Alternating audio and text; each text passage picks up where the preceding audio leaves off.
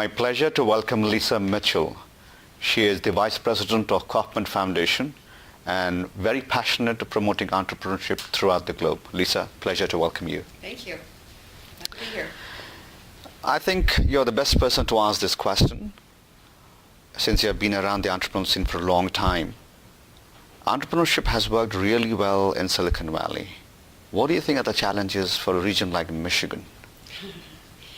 Well, one of the key reasons that entrepreneurship works so well in Silicon Valley is in Silicon Valley, there's a history of the startup companies that become big never being arrogant about their size, and therefore they're constantly interested in collaborating with the new startup guy down the street. We see less of a arrogance with big companies in Silicon Valley. And as we talk about in much of our writing at the foundation, it's about porous boundaries. We believe that the entrepreneurial ecosystem is made up of universities, big companies, small companies, and government funding. Frankly, those four actors really being the same no matter where you are in the world, but the size of those boxes being different wherever you are in the world.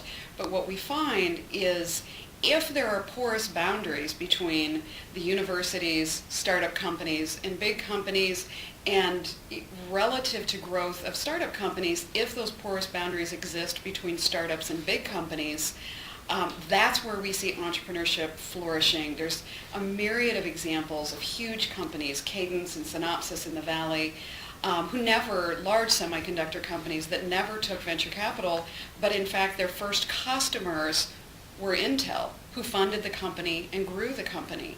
So we really need to encourage, I think, which is difficult in hard times, but we really need to encourage this collaboration between big companies and startup companies everywhere in the rest of the world. I tell my friends in Europe who talk about the lack of willingness between big companies and startup companies to collaborate, I said, it's the same in the middle of the United States. Europe and in the middle of the United States is the same, with only Boston really and the entire state of California is where we see a completely different culture of collaboration. You talk about big corporations, good or bad. Michigan has been involved with the big three. But there is a yearning here for entrepreneurs who are in IT, who are in life sciences. How do you think Michigan in particular could help inculcate this culture of entrepreneurship? Yeah. Well, Michigan is doing a lot of the right things.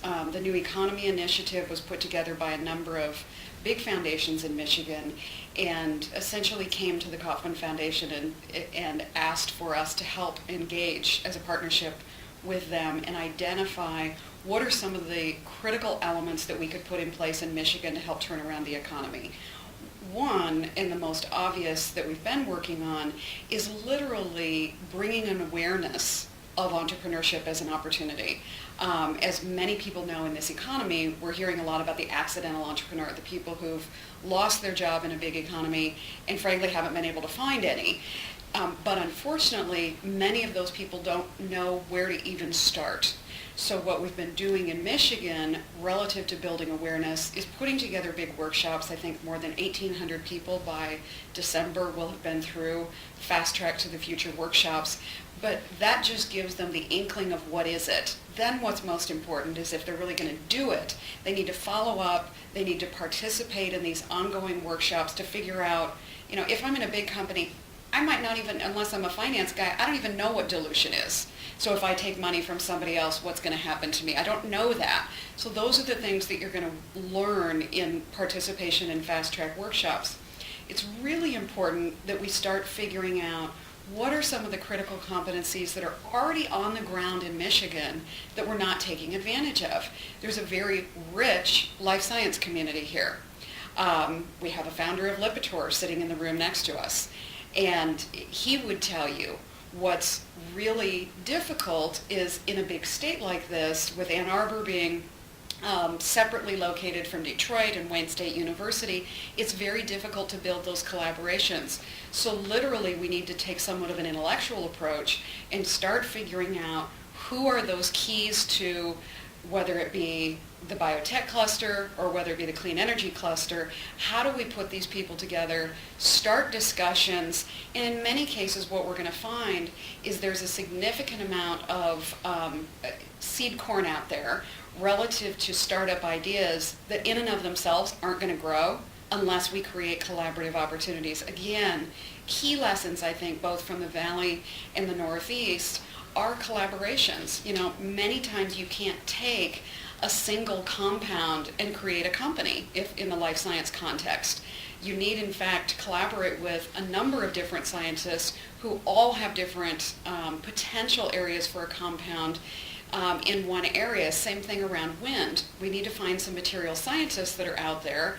If I remember right, GE has just put a wind energy facility here. We need to start gathering the material scientists that are in Michigan, which are significant, tied to Next Energy, tied to University of Michigan in Ann Arbor, Michigan State, etc.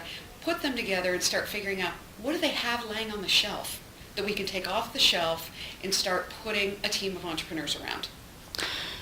Is there a way for entrepreneurs to approach and leverage the resources provided by Kauffman Foundation?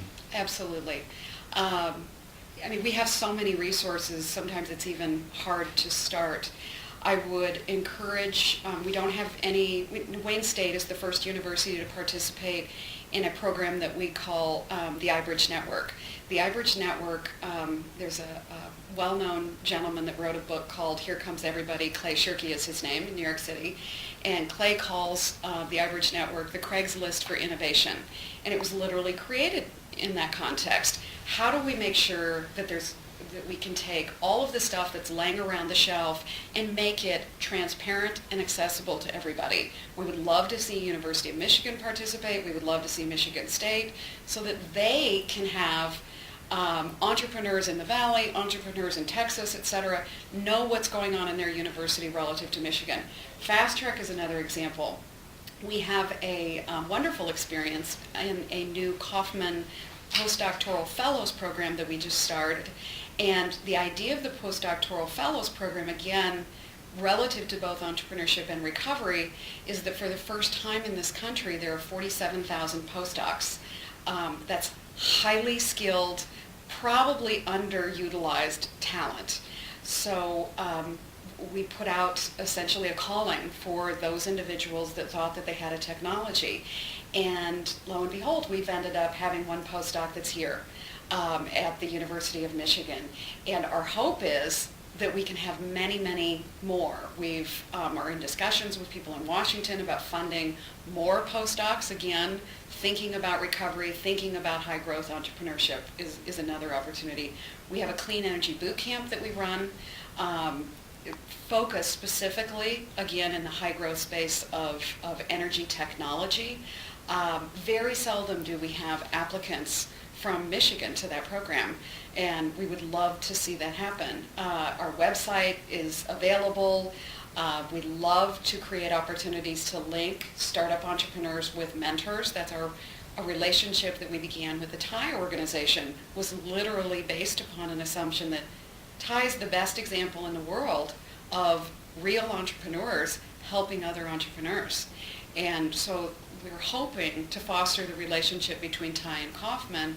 We can therefore essentially build our networks out across the country and start figuring out how do we hook up some of these early stage entrepreneurs with real serial entrepreneurs, not as venture capitalists, not even as later stage board members, but as early advisors to help them figure out the hurdles of entrepreneurship.